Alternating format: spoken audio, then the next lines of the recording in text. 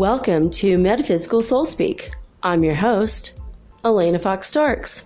Hey guys, happy Day of the Woman, International Women's Day. Feliz Dia de la Mujer. For my Spanish-speaking friends, at least tell your girlfriends and your sisters and your wives and your daughters, tell them Happy Women's Day for me. My sweet youngest son bought me a rose today to celebrate the day. That was very sweet. So, yeah. Tomorrow my oldest turns 19. I can't believe it. Can't believe I have a 19-year-old. How is it possible when I'm only 30 years old? And 30 I will remain forever. I'm sorry, did I say 30? Oops, 29. 29 forever. Not a day past that. At least I don't want to look like I'm a day past that. Yeah. Did you hear that? That was my age fleeing. The Schumann resonance today has been pretty quiet. Pretty quiet. I've been timeline hopping again in my sleep. I was living in a timeline in which I have gotten back in touch with the one that got away, my boyfriend from university. His name is so damn hard to pronounce that we just called him V. Oh, right before my husband and I got married, this guy who hadn't talked to me in a couple years, I guess had been spending 2 years trying to get in touch with me, finally found my number, called me and asked me to marry him 7 days before I married my husband that I had my children with. And I was like, oh, you've got the worst timing. But he's kind of the one that got away. And because I rejected him, he went on to become a war hero, shook the hand of the president. I found him online. He led his troops into battle many times. He was in a couple wars. He is a decorated war vet. If I would have said yes, he just would have been a lawyer in Las Vegas or probably Los Angeles. And instead, he became a military career man, and he ended up getting married. I don't know what happened after that. He might have kids. I know that he is a lawyer in the military now. But in my dream, he was a lawyer in the military, and he was single again, finding himself single. And he got back in touch with me on this other timeline. And so we were having a series of awkward dates while I was sleeping. This is what I was in that other world, and this is what I was doing. I was like literally living on that timeline in which V and I got together again. So that was kind of weird, interesting. I love him very much. I mean, he's a good man, obviously brave. Republican, though. I mean, we never agreed on politics. Everything else we were pretty good to go on. He taught me that, good to go. I never would have said that phrase if it wasn't for him. A lot of things, he influenced me in my life. He's always been honest, full of integrity, entrepreneurial. Used to make his own raspberry beer. I asked him if I should take out an insurance policy before I try his beer. Should I be worried? But he was a good man and is a good man still. He's still alive. But it's weird that on that timeline in my dreams, I was like, I'm with him still. It's like, some people just stick with you and they're always going to be with you in spirit and in heart, no matter what. You know, weird. The day I met him, how I met him was so weird. I had just been a featured poet. I had just been reading my poetry, and I stepped outside. We were having a break between poets, and I was already finished, and he had been in the audience. And I walked outside, and I was with one friend, and then she was going to smoke, and I'm like, I don't even want to be around it. I don't want a cigarette. I'm out. So I'll see you later. And she went off. And I was by myself, and I was walking, and I saw him on the back of a truck, and I walked right up to him, and it was like I hadn't seen him for hundreds of years, but I was madly in love with him, and I kissed him like we were long lost loves. I mean, he was my husband in a couple past lives. I mean, we were always very close, and I recognized him on a heart level, on a soul level. And I've never just randomly gone up to a stranger and kissed them, but I felt like, I don't know, just my soul took over. It wasn't, I just walked up to him and I kissed him, and we were together for 2 years from that day. And then we were both so stubborn, we wouldn't say I love you to each other. And so I think he doesn't love me. He thinks I don't love him. So we ended up, kind of not really ever breaking up, but not really ever getting together. It was weird. And after college, we just kind of drifted off in different directions. And it took him a few years to realize how much he had been in love with me. So strange. I don't know. Life is weird sometimes, right? Speaking of weird, the chief elder of the Alaskan Inuit tribe has written a letter to the head of NASA to let them know that, the Earth has tilted. We have tilted. We are at a different rotational spin or something. I don't know. We just have tilted. He lived in Alaska his whole life, and suddenly, during the winter months, in which there's supposed to be 6 months of darkness, they have a sun kind of high up in the sky, not just low on the horizon like normal, but up in the sky. And it's like that for 2 hours a day. And he's noticed that the sky has looked different this year. So he thought it was important enough to write to NASA, and I think it's worth noting, so I did. I was just mentioning, I just found this out today, and yesterday, wasn't I just mentioning that it looks like sometimes that there's 4 different suns going down where I live. It's very, very weird. It's like not in one section of the sky, but like the whole sky, or 3/4 of the sky looks like the sun is setting. There's something different. I know there's something different. I don't know. I like it. It's different. The changes are weird. But I'm going for it. I'm accepting it. I hope you guys are too. So coming up for my main topic tonight, we're going to go over conscious parenting. I call it conscious spiritual parenting. That's the way I did it. Always with the spiritual, always with spirituality in mind, every single moment, every single day. And it's ironic because both my kids are very scientific and very, into like mechanics and engineering and computers, and very much into non-spiritual things. But I did raise them in a spiritual way. And we're going to talk about that. What is conscious parenting? And how do you do it if you're going to have kids? Or how do you advise your children when they have kids, when you become a grandma or a grandpa? What does it mean? What does it mean to be a conscious parent? So, oh look, my age just arrived again. Just kidding. I don't know if you guys can hear the motorcycle. See? Woohoo! No, I'm gonna be 29 forever, for real. No one can make me be otherwise.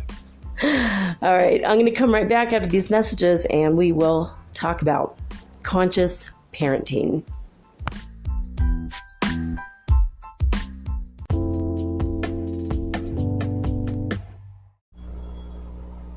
Hey you, have you ever thought about having your own podcast like me? Was it even a New Year's resolution? For me, it sure was. But as I've been looking into this for months, I was daunted. There's so many questions I had.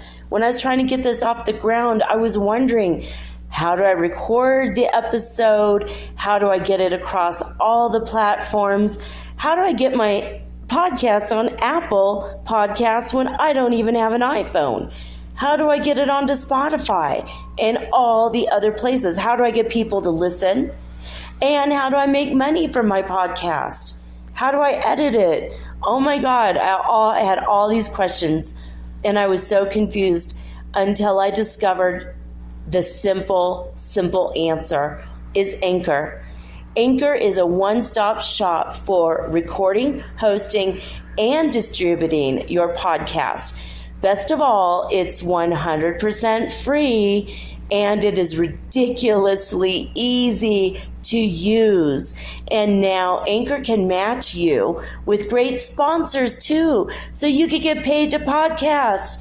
All you need to do is record it. You don't have to go out and look for people to advertise on your show. They help you. So basically what I like about podcasting is I don't have to have a video of myself. You don't know if my hair is dirty or if I'm still in my pajamas or even if I'm wearing makeup. Haha. And it's so easy. I could do this from the comfort of my own home in my living room using this amazing app right from my cell phone. So easy, right? So if you've always wanted to start your own podcast and make money, by the way, doing it, please go to anchor.fm/start. That is anchor.fm/start to join me and the diverse community of podcasters that are already using Anchor. Again, that's anchor.fm/start. I can't wait to hear your podcast, and I can't wait to favorite you. Woohoo! Let's be broadcast podcast buddies. I'll see you there.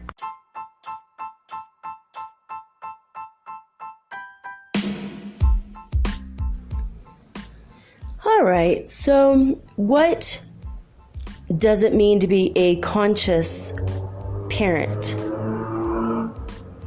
Well, to me, it means that you are consciously aware of everything that your child needs in their life, from spirituality. I mean, my angle was always spirituality, of course. I mean, I'm just naturally a shaman, and it's always been, except for 2 years of my life, I've been very much interested in the divine and spirituality and the supernatural and the paranormal and every mystery there is on the planet. So I raised my kids with that kind of idea, but I was consciously aware of their, how they were that way. But it's not just spirituality. It's everything. When my husband and I first got together, we were together about a year before we married. It's kind of my rule. We were together actually 13 months or something before we married. He wanted to marry me immediately, and I'm like, we gotta wait. We gotta wait. We lived together, though, for 13 months before we married. But during that first summer together, we literally moved in 4th of July weekend together. How cute, right? Freedom! For those of you who are not from the United States, that is our Independence Day. And for those of you who are from England, sorry to bring it up.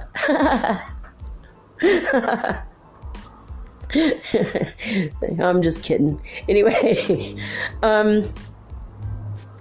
with that first summer together, when we were freshly new on the internet, it was a brand new thing.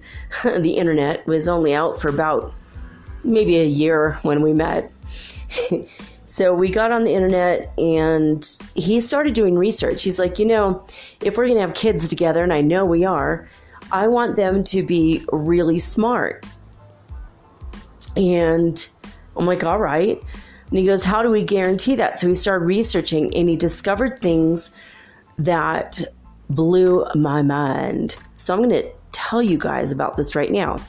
He learned about intrauterine learning. He said, well, we're going to make our babies' brains super big. We're going to make them really, really smart. We want a lot of neuronal connections, a lot of neurons in there. And he discovered the secret. And there's a thing called BabyPlus. And BabyPlus was discovered by a doctor called Dr. Logan, who back in the day taught high school, and one of his students was Bill Gates. So that's his weird little claim to fame, I suppose. But he's more famous for having invented BabyPlus. And basically what BabyPlus was back in the day, now it's a little different.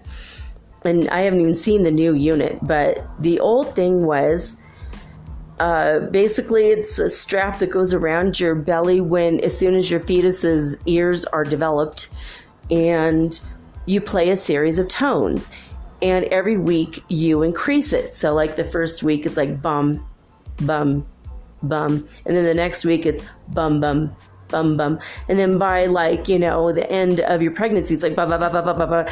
It's like almost like a machine gun. It's so fast. It's like But what this does is it increases the neurons of your baby's brain.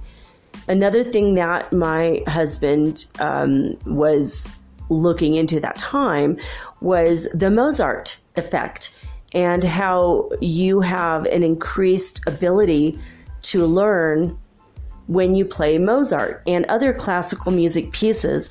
And they have to be spacious in nature, but also 2 or 3 styles within one music. But the mathematical complication of all of Mozart's work would work for everybody. I mean, if you are getting ready to have a big test, you play Mozart, and then for the next 24 hours your IQ is increased.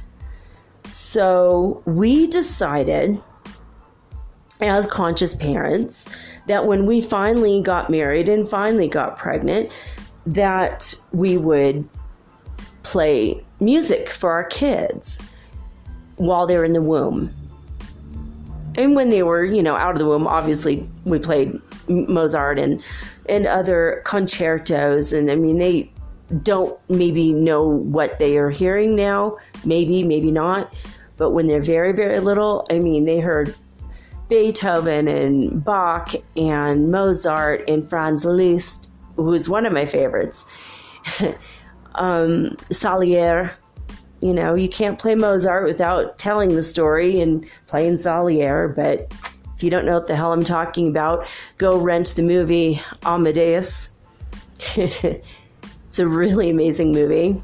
It will make you cry, but it's a true story about Mozart. True-ish, but it's a Hollywood version of Mozart.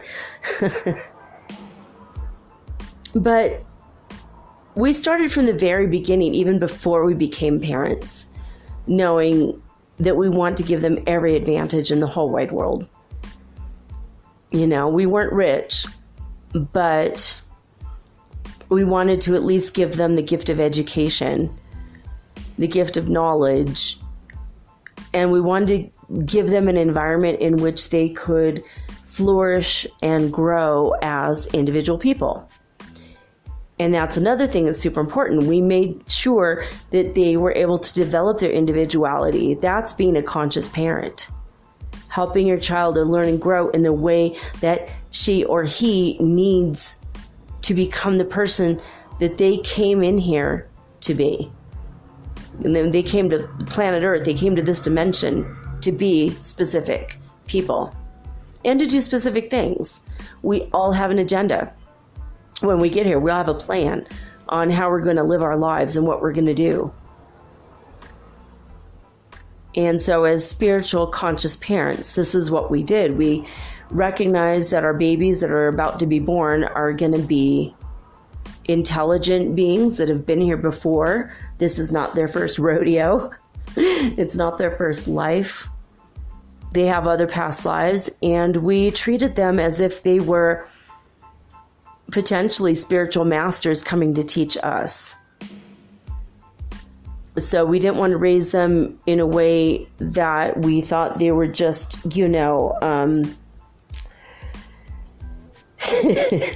new little idiots to the world.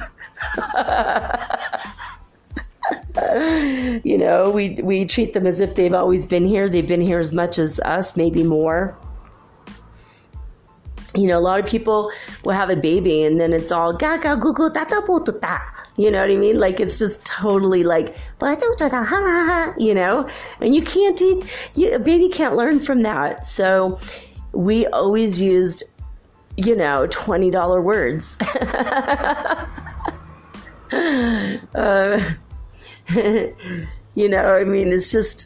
It's a saying in my country, if you're not from the U.S., the $20 word, it's like an extremely long or big or a word that an educated person would use.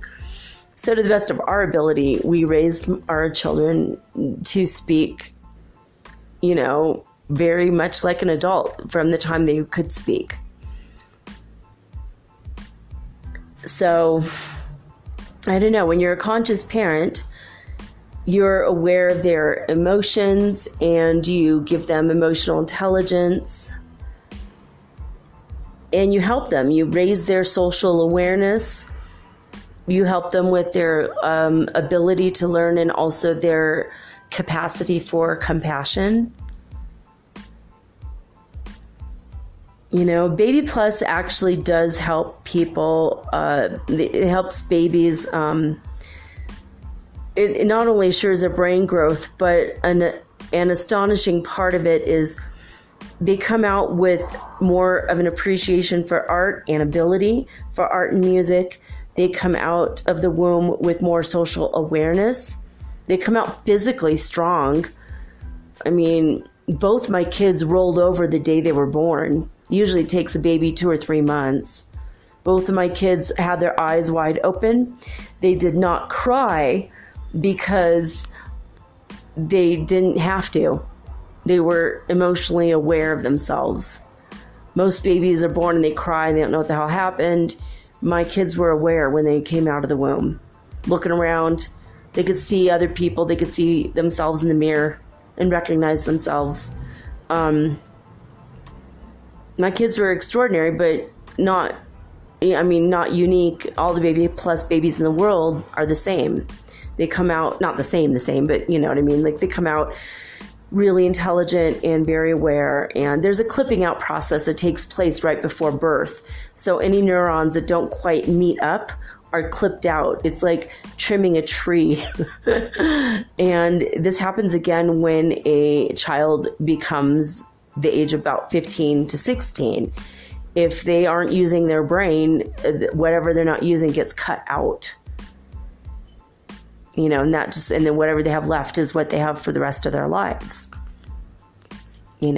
So I don't know if you can't grow new neurons. Maybe you can. I think you can. But when Dr. Logan created this is the stuff that he learned from it. So, BabyPlus creates extra neurons and helps them to grow so that they will meet and they won't be clipped out at the end.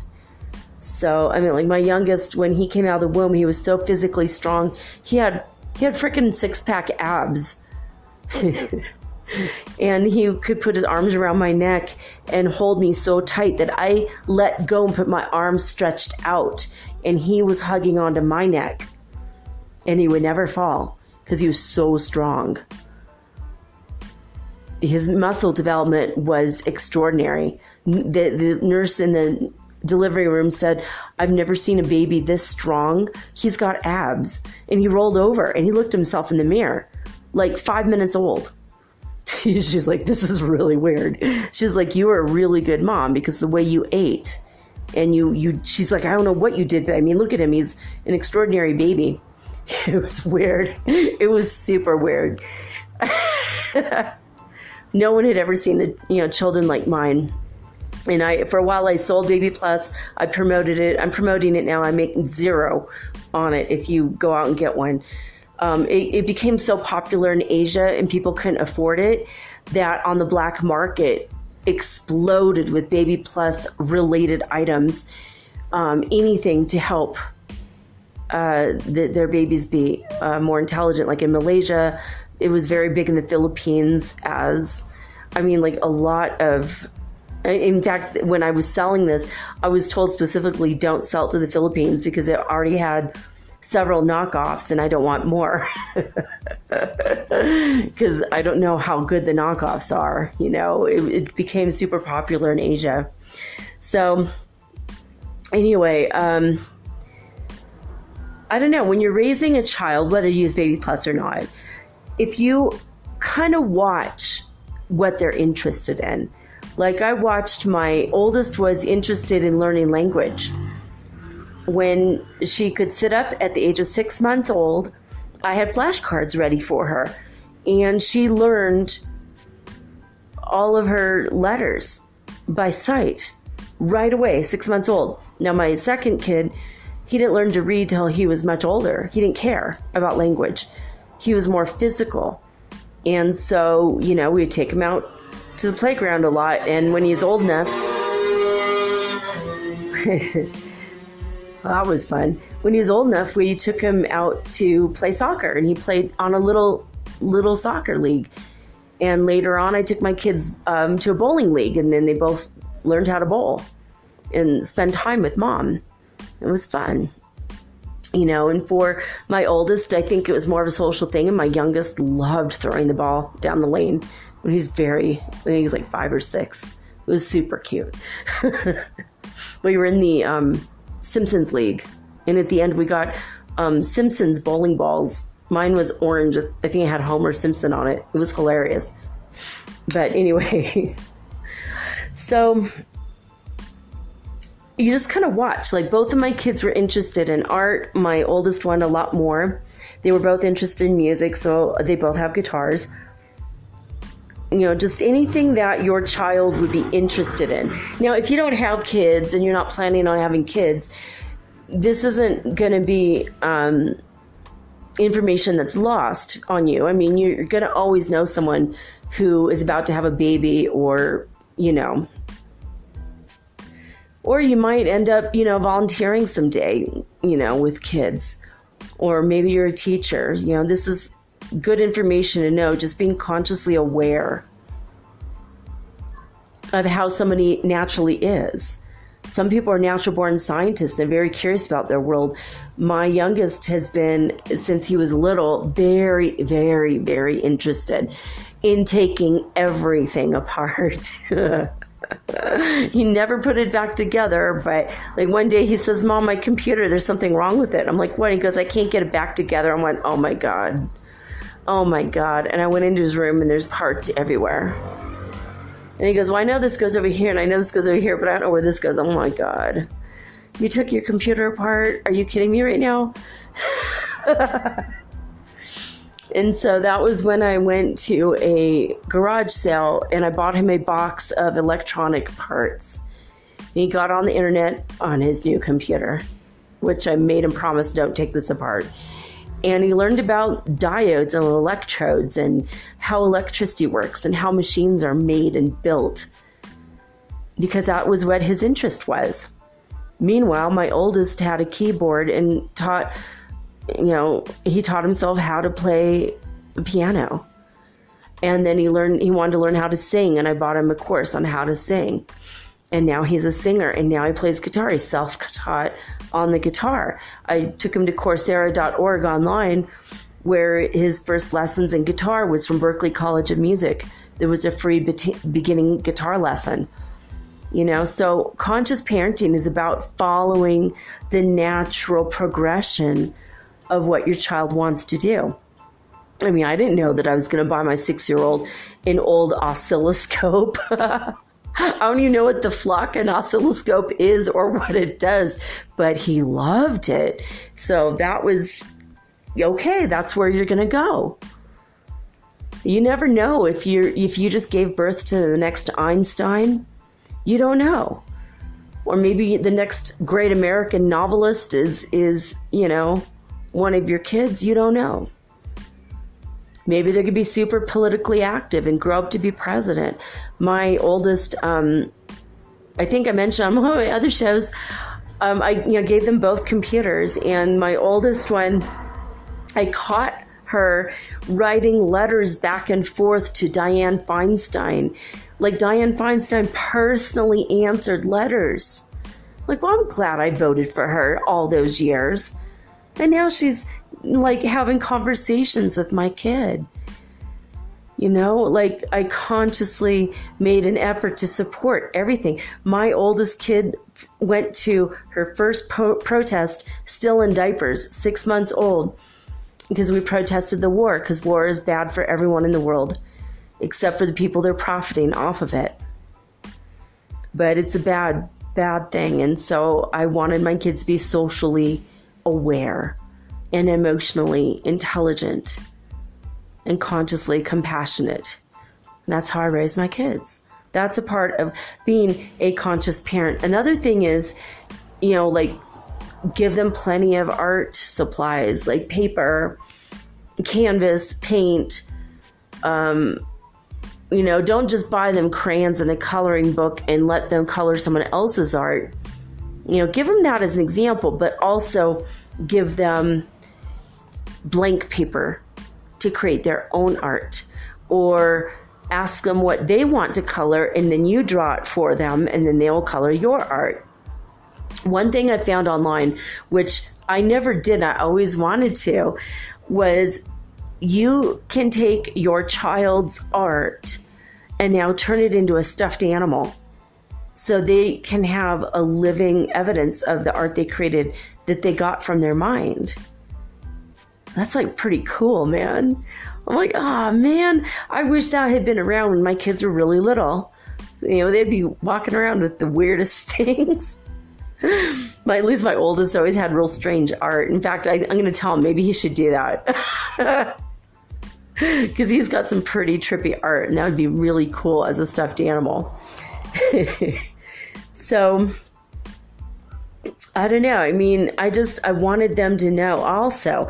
I taught them about human rights in general, and they ran with it, and now they are champions for women, for children, for underprivileged people all over the world.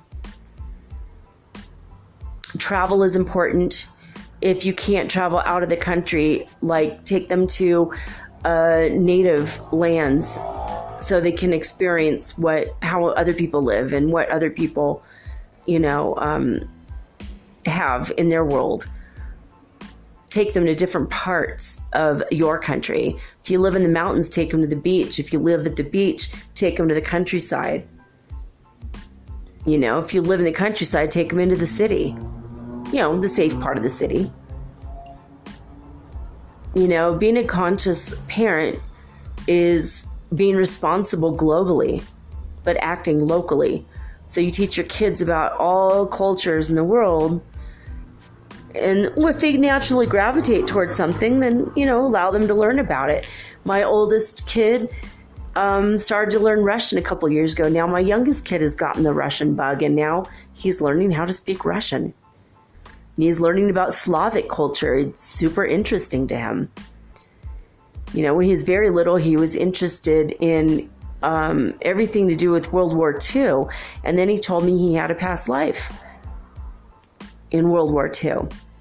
And when he got someone had bought him a plane for his birthday, I think, like a plastic plane, and he got mad because the parts weren't all correct on the plane.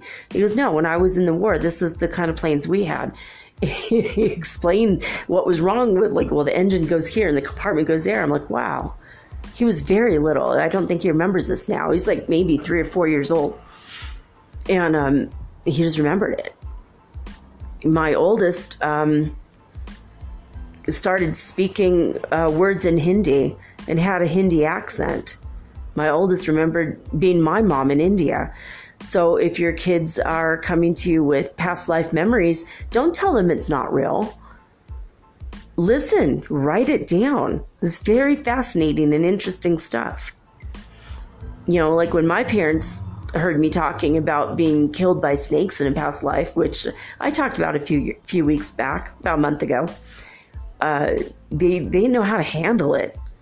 But in today's world, so many people believe in reincarnation. It's not as much a thing. When my oldest came to me and said that, well, Mom, I'm seeing a dragon up in the top of the tree. I'm like, okay. And I just went along with it. I believed her. Yeah, okay. All right. I mean, I didn't see it, but that doesn't mean that she wasn't seeing something. She had clairvoyant sight. She had psychic sight. And I think she was literally seeing elementals, like nature spirits or fairies. So to be a conscious parent is you believe and accept everything your kids tell you, especially when they're super young. You know, like when they're older and they're teenagers, you know, obviously use discernment. I mean, sometimes, you know, they might tell a lie once in a while, you know, so don't keep an open mind so open that your brains fall out, but, you know, not so closed that no information can go in. You just got to let them express themselves and develop their personalities the way that they need to be the people that they came here to show up to be in this world. Both of my kids are interested in social awareness and social justice. My oldest is forever signing petitions and protesting. My youngest has been doing volunteer work here for aid of the Venezuelan refugees. And my oldest and I in Lima, we were protesting stuff that was happening in the world, you know, and it was my oldest idea. So I'm like, that's cool. we were on the news. We were on international news protesting, you know, protesting wars in the world. You know, forever, we are always out there talking about helping other people. And when we do it, we march. When we see people that have a just and fair cause, we will march. We accidentally marched with the communists for like 1 minute till we realized it's communism. I'm like, oh, we can't march with them. And my kids are like, oh my God, let's get out of here. We weren't really marching with them, but we're like walking down the sidewalk when they came up and we're like, whoa, what's this? I mean, so we'll pretend we're marching with them, you know, in solidarity, because it was on our way to our hostel. And then someone handed us a pamphlet. I'm all, okay, guys, let's duck into this restaurant over here for a minute because, oops, I'm not a communist. Don't want to march with the commies, but we're always interested, you know. But we did march with the teachers and the nurses and all the unions in Peru. We were like, yeah, okay. We're always for people gain more pay for teachers. Teachers are not paid nearly enough. So, but when my kids were very little, I would read to them stories from other cultures. I brought home books from Africa and Asia and India. I wanted them to know and open their world from the beginning. You know, I knew too many kids in that little town where my kids grew up that their parents never left that town. They never wanted their kids to leave that town. They almost thought like one city over was like a foreign world. And it really kind of upset me. I'm like, how would you not want more for your child? But those are unconscious parents, I guess. You know, I don't know if that's normal or if it's unconscious parenting. So, all right. If your kid is interested in singing, get them singing lessons, get them voice training, get them a karaoke machine. If you don't have the money for that, put them on a YouTube channel in which there are karaoke songs. And also singing lessons. You could do most of the stuff for free. As a parent who homeschooled my kids, I mean, most of my resources were free. If you live in the United States, K12.com. If you live anywhere else, K12.com has an international option. You have to provide your own laptop if you're international, but you can learn anything. And they're awesome. They teach languages and art and even music. My youngest had to invent a musical instrument through K12. It was like pretty cool. He made this really cool instrument out of a can and nails and electronic parts, so it made a very unique sound. It was kind of like a shaker, and it had holes. It was really neat. And he gave it to my oldest as a gift because my oldest is a musician. So it's pretty neat. So, if your kids come home with stories of seeing dragons or fairy spirits or ghosts or angels, don't ever tell them it's not real or that it's not true. Maybe it's true, maybe it's not true. They came home and said they're being abducted by aliens. Take it seriously, as it might be happening. But lend them support. Lend them your emotional heart. Spend time with them.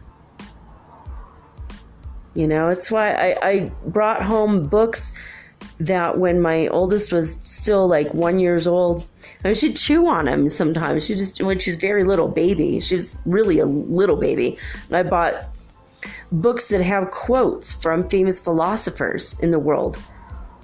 She's like chewing it on, chewing on it. And then a couple of years later, she's like, what does this say? So, okay, and we'll go over it. And I taught her what these were. And she knew quotes from René Descartes from the beginning and Aristotle. She knew, and then when she grew up, I gave the books to the youngest and he knew them. From a very early age, they knew quotes from Albert Einstein. I bought them posters of Albert Einstein, and I taught my youngest was so interested in the beginning with math that she knew algebra when she was 5. By the time she was in, I think, first grade, second grade, she'd already completed algebra for high school.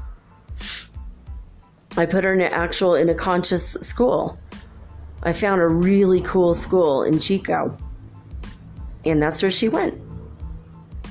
And later they homeschooled. They didn't want to be with other kids that were beating them up and competing and talking about Barbies and, makeup and just the topics of the public school systems. Just my kids were like, what's wrong with these kids? I'm like, well, you guys are smart. And, there are a lot of smart kids in your school actually, but they're not being consciously parented by their parents. I didn't say that, but that's what I was thinking. Like, God, there's like a disconnect there. Like, put your kid in front of a TV and they're just watching Nickelodeon all day. They're learning about Barbies and G.I. Joes. I don't even know honestly, I haven't watched TV.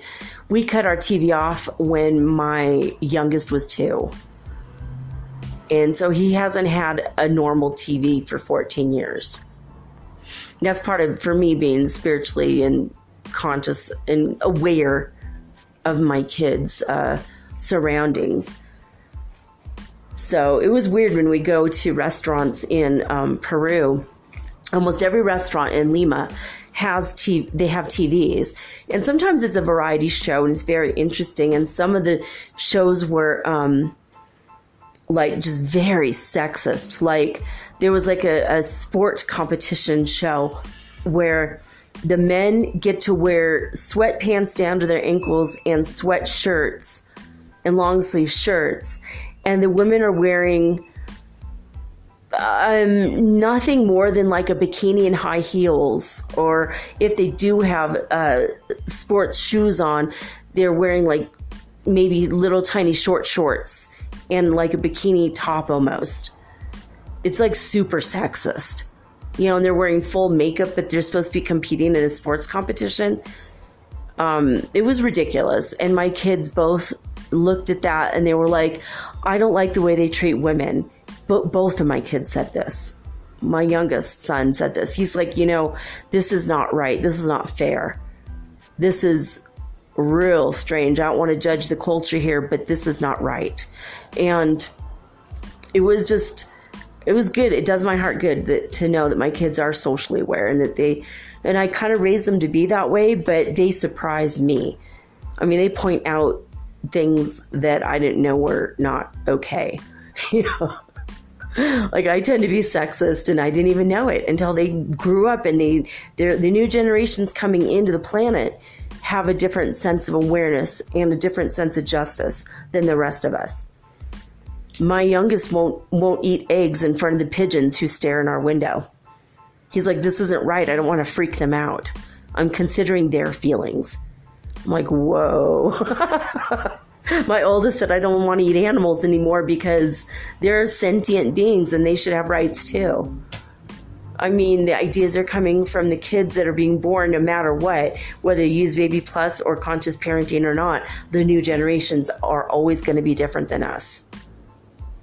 So part of being a conscious parent or a conscious auntie or a conscious uncle or a conscious grandparent, part of it is to understand that they have a different mindset than us. The younger generations have a different mindset than the older generations, just like you had a different mindset from your parents and your grandparents. And that's just part of it, just trying to be consciously aware of all of that. You know, maybe you don't have kids, maybe you have a niece or a nephew, or you have, cousins that have kids that you're around, or maybe you just go to church and you see other kids. It's just nice to be consciously aware, like you see what's going on, you really see it, understand it, and try to be empathic, like, a little bit. If you're not an empath, it's maybe a little harder, but just understand, put yourself in somebody else's shoes. That's what I do with my kids, and I was raising them to be, they're consciously aware. They're better than me. And that's what I wanted them to be. I wanted them to grow up to be better than me. I want them to be faster, smarter, stronger. I want them to run faster. I want them to be physically fit. I want them to have more than I had. No, I'm not saying I didn't have a lot or enough. I did. But I want them to be better and have more than me. I don't mean materialistically, but I mean mentally, emotionally, spiritually, and physically. Material items, I raise them to believe that simple is okay. Too much is too much and too little is too little. Having enough is enough. It's good. That's perfect. It's better to have, 4 or 5 quality toys than 100 crappy ones. My kids have way too many toys, I'll be honest. We have a huge family and everyone sent toys, and my kids didn't want to ever get rid of anything. And then after a while, I'm like, this is ridiculous. You can't walk in your rooms. Now we have to give these to kids who don't have toys. So we did. And we gave away 75% of everything we owned, put the rest in storage, and we started traveling. And while we were traveling, they became aware that they don't really need that much.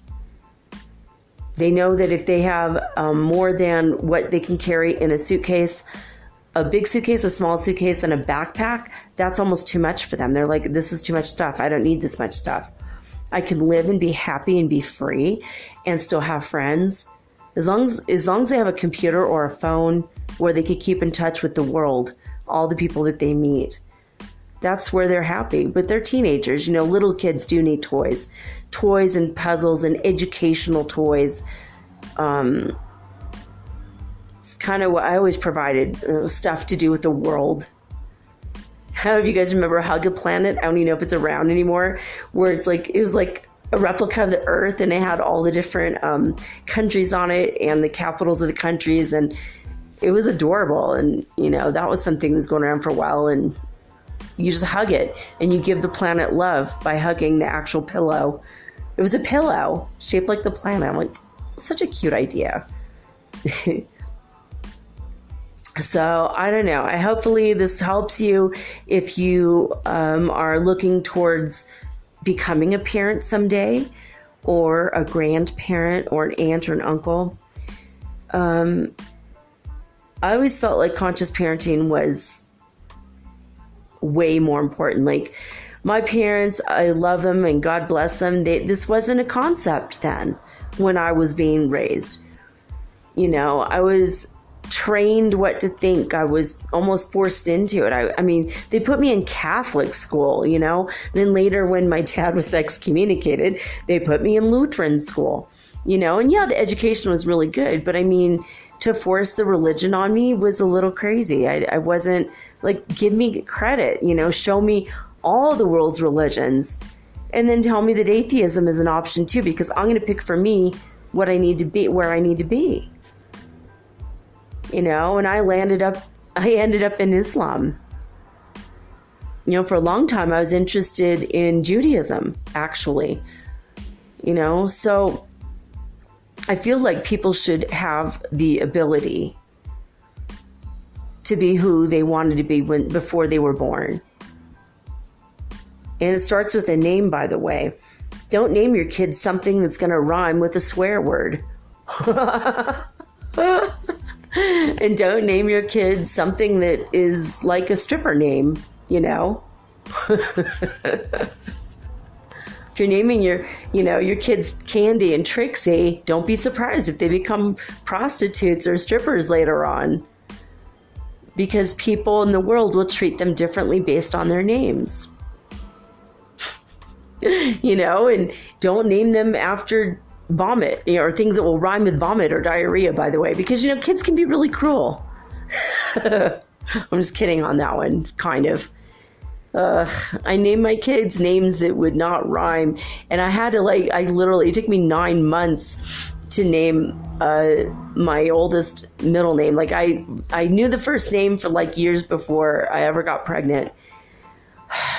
But I gave them names that when they looked up the names in a baby name book later, because eventually that's going to happen. If you grow up to have a child, you're going to go, oh, I wonder what my name means. I wonder what my parent named me. Huh. I had an ex-boyfriend whose name meant cave dweller. And when he learned that, he's like, God, my mom must not have really loved me. Is that what her high hopes for me was? To be a cave dweller, or one who lives among the crags and rocks? Like, wow, that's what my name is. You know, I have a cousin who named her son a name that means baker of bread. I'm like, oh, well, maybe he'll grow up to be a professional chef. Like, it was a really strange name, but it was a cool combination. The two names meant baker of bread. And it was in German, so it ended up being a really cool name. I'm not going to say the name on the air. What if I become famous? I don't want to embarrass my nephew, but his name means baker of bread. I'm like, oh, so you want him to be a chef? That's the hope you have for him. She goes, well, no, we got pregnant while watching she got pregnant while watching the channel, the Food Network. I'm like, oh my God. I don't know if she's just kidding with me or not, but I'm like, oh my God, that's hilarious. But I named my oldest a series of names that meant the helper and defender of mankind's peace, truth, and strength. I mean, but it took me 9 months to come up with those names. It was ridiculous. And my youngest, his name means the greatest thinker with purposes of freedom and flourishing strength. Our last name means strength. Starks means strength. And when I looked at my own name, and my mom was very conscious of my name too, I'm adopted, so my first mom never named me. On my original birth certificate, literally it says baby girl. So that was my first name, baby girl. Literally, like, my first name is baby, my second name is girl.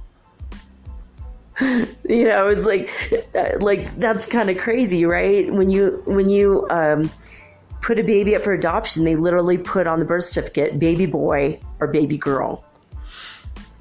You know, it's just very generic. But I joke about it. I say, yeah, all those hip hop songs, they're all about me. I know they're singing to me. They're secretly singing to me. Oh, yeah. I'm just kidding. My ego is not so big that I actually believe that. It's just my joke. I had to make myself feel better. And when I found that out, when I first saw that, God, my name is Baby Girl. Like, she couldn't even be bothered to name me, you know. And I mean, she could have, I think she was given the option to name me and then give me away, and then I'd be either renamed or they keep the name. But she just said, no, forget it. Let the new parents name her. And so my new parents named me Elena Francis, and that means, Elena means beautiful and fair. And I don't mean just as fair. I mean like white as paper fair. Which is apt because I am white as paper. I am so white. I swear to God, the sun bleaches me out like bones. I lived in South America and I kept thinking the sun's stronger here. I'm going to get darker. I'm going to, look normal eventually. Oh no, I think it just bleached me more. Maybe I'm a little bit darker than I was. I don't go out in the sun much because of the red hair thing, and then my middle name Francis means freedom. Francis means freedom. It also means one who's from France. But I don't know, when spelled with an I, it just means like someone from France. But when it's with an ES, it's freedom and or from France. So I don't know. So my name is beautiful, fair, free from France. Or something like that. I don't know. Freedom, liberty, having... but I gave my kids names that would reflect who I am as a person inside. So my oldest middle name means peace and truth. They're two names. I gave them both two middle names. So peace and truth. Because those are two things that I always wished for my child. To have a peaceful life, to always feel peace inside, and also to be able to discern the truth. And then my oldest, I gave him the names Liberty and Flourishing. So he would always flourish in his life. He'd always be successful. In Liberty, so he will always know freedom.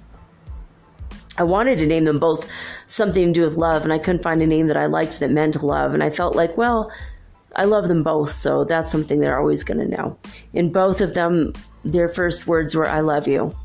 Their first word was a sentence, and they both said, I love you. It came out more like, I love you. But they were both 2.5 months old when they spoke their first word because of BabyPlus. Usually babies don't speak till much, much later, 6-7 months. But my kids were 2.5 months old. They both said, I love you. But I don't know. I did everything I possibly could to be a good, conscious parent. And I'm not trying to brag on myself. I'm just giving myself in my life as an example for you and for anyone who's interested in conscious parenting. I feel like I did the very best I could. Did I make a mistake? Oh, hell yeah. Lots and lots. Have bad things happen to our family? Yeah. A lot of things out of my control. You're always getting things out of your control. But that conscious parenting thing comes in handy. If your kid goes through something hard, there's always psychologists. There's always brainwave optimization. Both my kids have ADHD. I have adult onset ADHD, and so did my husband. I think he had adult onset. He might have had it his whole life, though. Actually, he said he couldn't do math worth anything when he was a kid. He ended up with an engineering degree later. It all works out. It all works out in the end. Don't ever worry about messing your kid up. Lily Francis, a friend of mine who was a university professor at the University of North Dakota in Grand Forks, when I was 18 years old, she said, I said something, I complained about my parents, like most teenagers do, right? And she said, listen up. Your parents only have you for 18 years, and with any luck, you're going to live a lot longer than that. So don't ever complain about your parents. Sure, they screwed you up. All parents are going to screw you up. But it's your turn now when you're 18 to unscrew yourself. She said she told that to her 19-year-old daughter. And she said, yeah, my daughter she called me all kinds of mad. She took her first psychology class and realized how much I had screwed her up. And she said, well, yeah, I screwed you up, but now it's your turn to unscrew yourself. That's just the way it is. So being a conscious parent doesn't mean that you're going to be perfect. Doesn't mean perfection. Not by a long shot. Just means that you have an awareness emotionally of what your kid is going through. Give them the benefit of the doubt. If they make a mess, it's probably because they were curious about their world. It's not because they wanted to hurt your feelings, because they're not conscious of you and how you're feeling. They're kids. So you have to be the one conscious in the relationship until you teach them to be conscious. My kids have always been aware of other little kids. Like, I'll buy something for them and then they would go and give it to another kid who didn't have as much. Sometimes it hocked me out, like, man, that was expensive. Yeah, but they needed it more than me. Okay, you know what? You're right. It's not up for me. And if your kid gives away something that you gave them to another kid, just let it go. Because your kid's being nice. I mean, my kids have stood up for other kids and jumped into situations they shouldn't have. But they did it out of love and compassion for others. And I'm proud of that. I'm proud of my kids. But they came here with their own agenda and their own ideas. So I can't take credit for their personalities. They came here with those. I wrote a blog article on mermaidmoney.com is my blog. And I wrote it, it's called my Hindu daughter, my Catholic son. They came here with spiritual ideas that had nothing to do with mine. So that's an interesting article. If you want more information, go to mermaidmoney.com. That's my blog, and look up my Hindu daughter, my Catholic son. And you'll get to see them when they're really little. Oh, they were so cute. They were so, so cute. My oldest is going to be 19, and he has a blue mohawk and wears purple lipstick and black eyeliner. So, and he was born a girl. Now he's a he. He's on the path of becoming a he. So they don't grow up to be what you think they're going to be. And you gotta accept them and love them and respect them and honor them every step of the way, every step of their journey, because it's sacred. Your journey is sacred, and you've got to love and honor and respect the inner child inside of you as well. Consciously parent yourself if you have to. If you feel like you weren't raised correctly, reparent who you are. Reparent yourself. When I was with my husband for about 1 year, we were in a grocery store and they had these teddy bears for Christmas. I went, oh my God, it looked like an actual real bear with the sweater. I'm like, oh, these are so adorable. And he goes, do you want one? I go, you know what? I've never had a teddy bear my whole life. He's like, well, what did you have when you were like a baby, like your first stuffed animal? I'm like, well, that was a snake.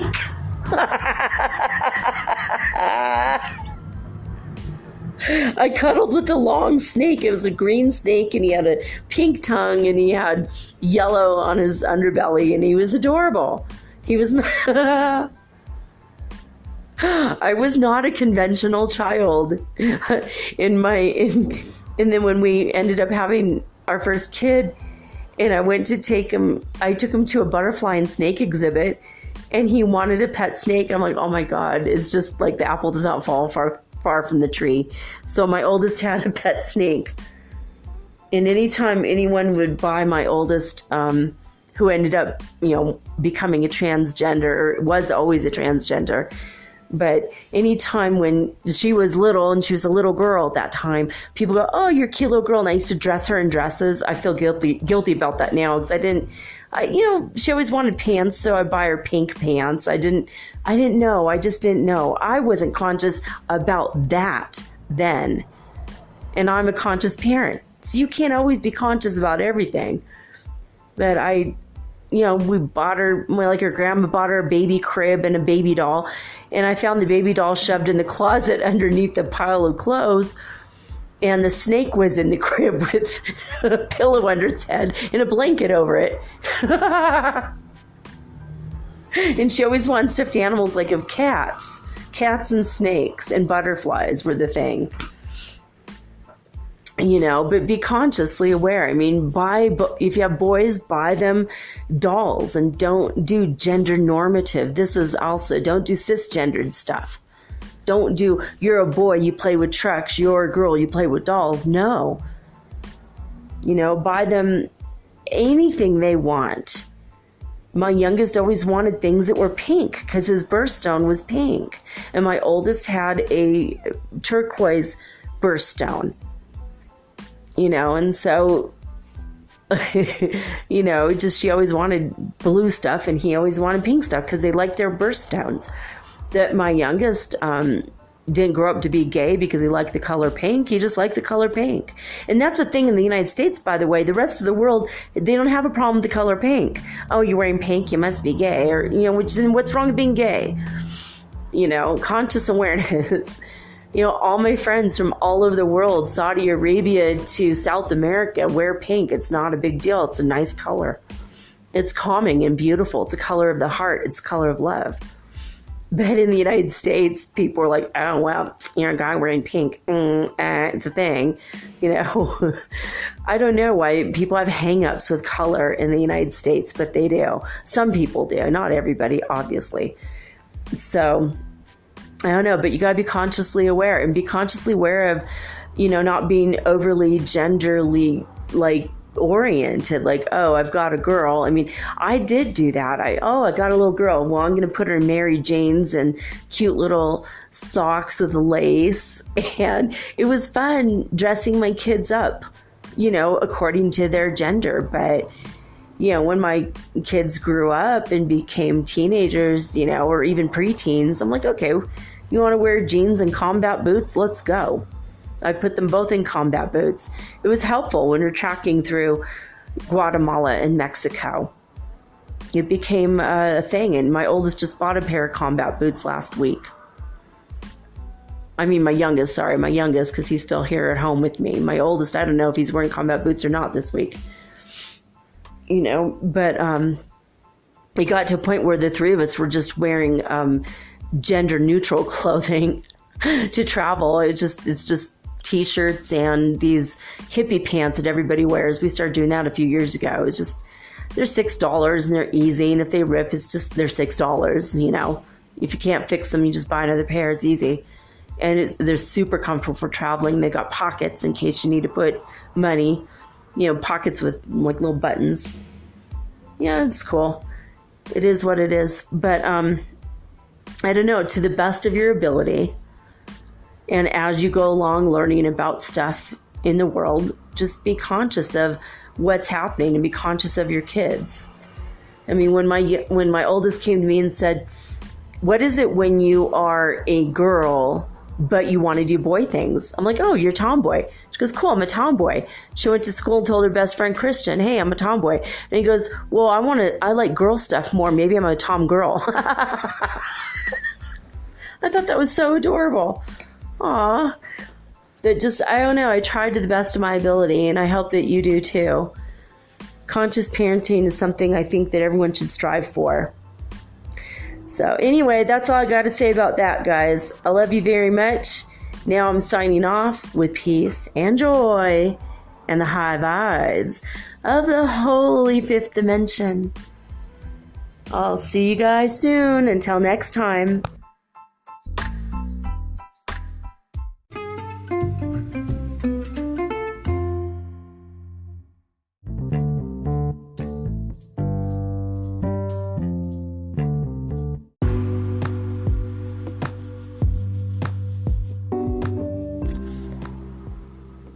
Metaphysical Soul Speak is run on sponsors and listener support.